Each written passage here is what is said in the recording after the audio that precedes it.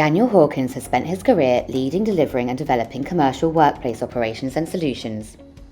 He is currently the EMEA Account Director for one of JLL's flagship accounts, which is a leading technology company with an extensive portfolio. Daniel is a people-oriented leader who champions thought diversity and is active in promoting the industry and its emerging talent. We join him as he discusses his career development with insight on how facilities teams can build more inclusive environments. What have been your career highlights? Oh gosh, there's been so many things that I've done in my 20 years in this industry that I've really loved. But my favourite ever job was probably when I started, which was as a receptionist. But on from that, I suppose 20 years later, from being a receptionist, being a judge on the Corporate Receptionist of the Year award was a really standout moment. But also the work that I've done when I was the co-head of the Emerging Workplace Leaders Forum in 2017 and 2018.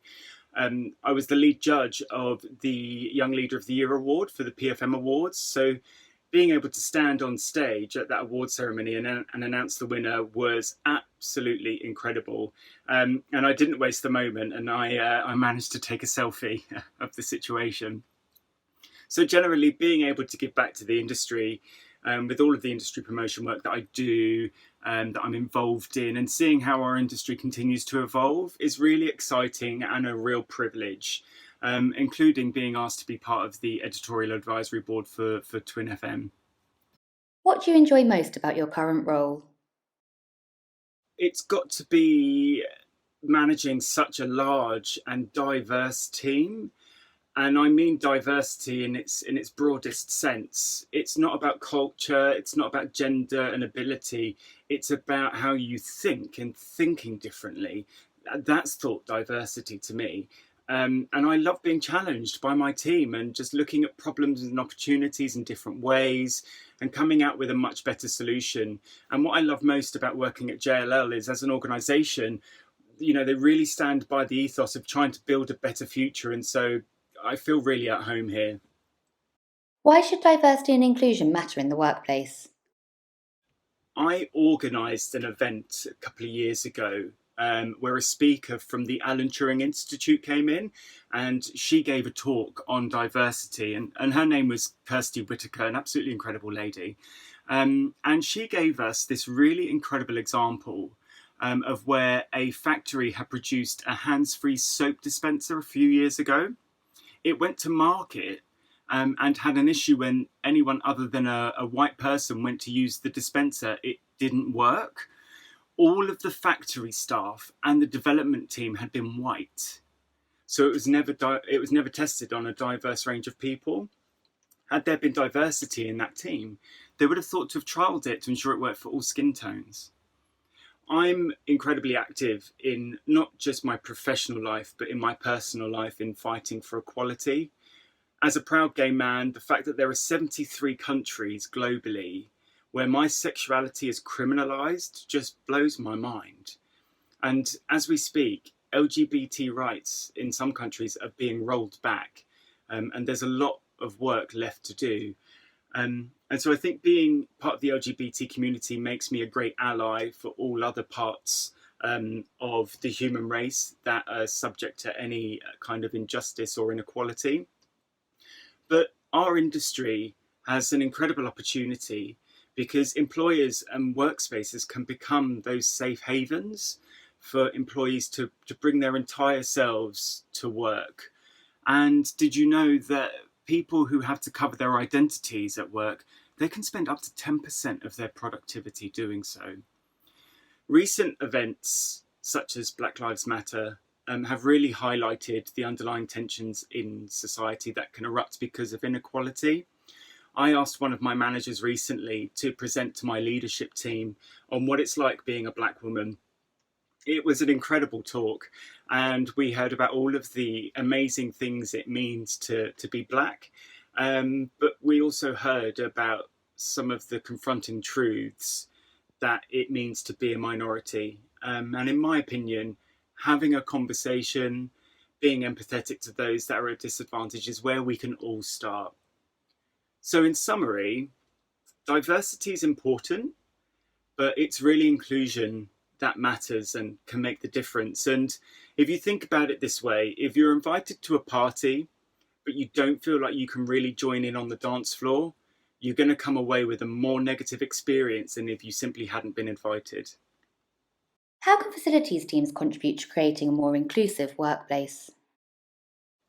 Thankfully, our industry is so rich with diversity that I think that we have all of the answers probably within our workforce. We have people of all ages, backgrounds, cultures, abilities, gender and sexuality. Instead of us trying to come up with all of the answers and our industry leaders coming up with all of the answers, why aren't we asking the people that have the answers to these questions? It would save us all a lot of effort and energy in trying to get it wrong before we get it right. Where I think the industry does need to do more is around neurodiversity and accessibility.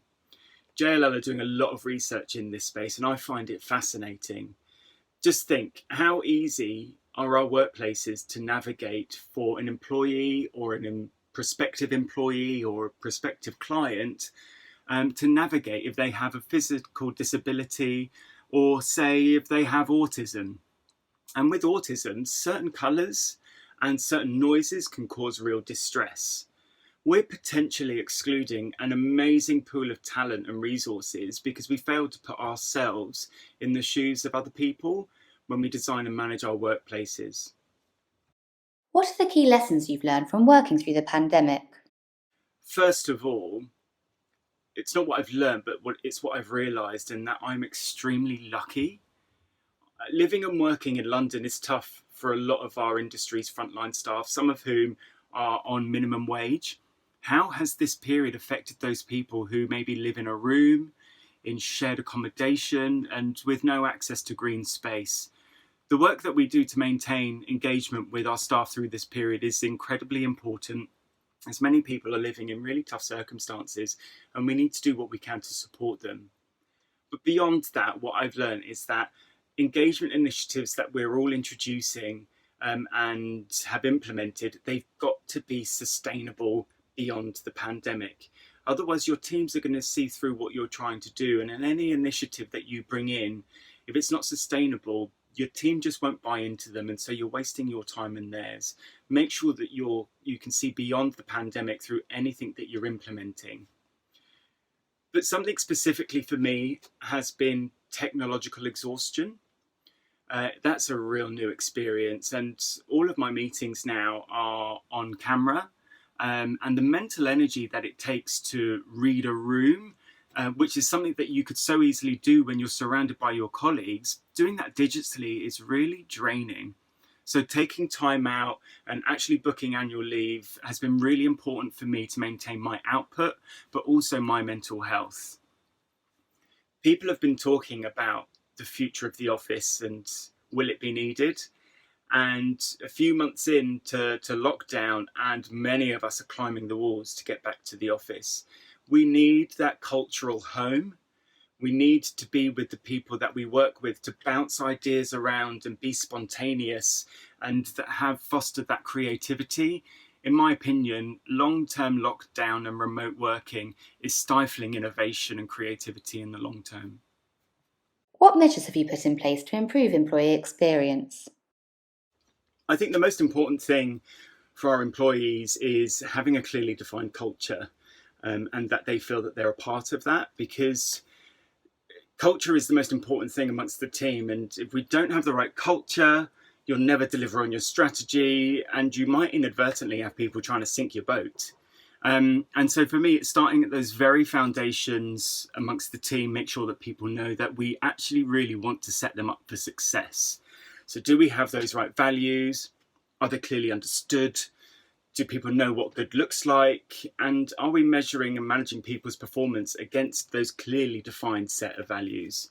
As I said, if not, you may have people unknowingly or actively trying to sink your boat. And as we know, the best employee experience comes from when your team is engaged, focused, clear on what success looks like, and knows that it can also be achieved. With my current team, we've recently refreshed all of our cultural literature. So making sure that we recruit people effectively against those cultural values. We manage their probation successfully, and they know what's expected of them as part of their ongoing performance management and to be a successful part of our team.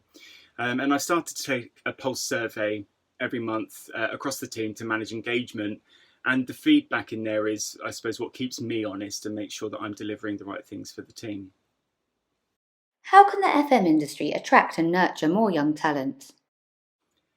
For me, just demonstrating the amazing potential of creating a career pathway from the front line through to leadership.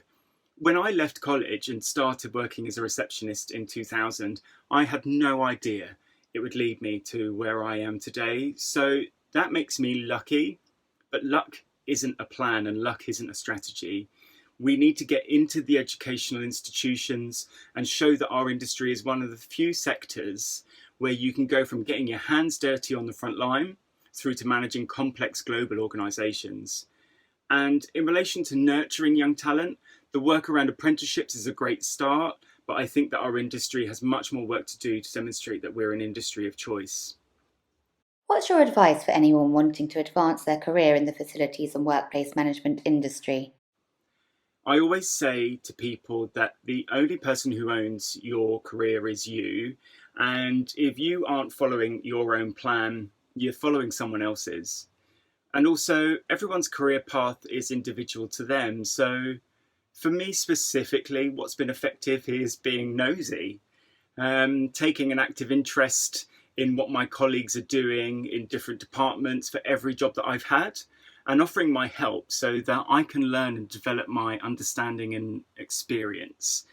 And as I've worked up to management and into leadership positions, that's really benefited me because it gives me credibility with the people that I work with, the teams that I lead, and also the clients that I support.